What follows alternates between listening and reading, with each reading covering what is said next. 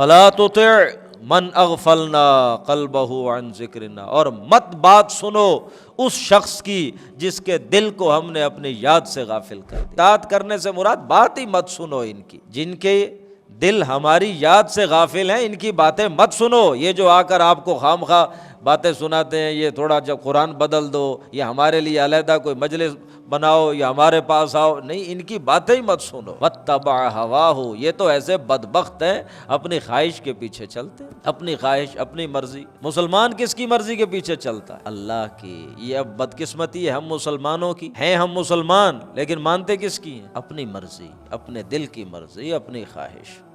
اسلام نام ہے قربانی کا۔ کس چیز کی قربانی؟ اپنی خواہشات کی، اپنی دلی آرزوؤں کی قربانی، اپنے جو بھی اس دنیا کے آپ کے انڈیویجول یا اسپریشنز ہیں ان کی قربانی۔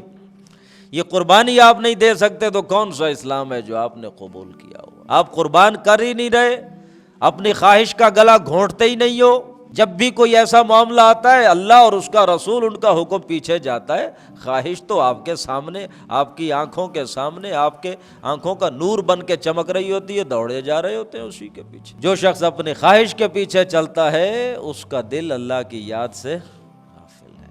وَكَانَ أَمْرُهُ فُرُطًا، اس کا تو معاملہ حد سے بڑھ گیا ہے۔ تو آپ ایسیوں کی بات مت سنیں۔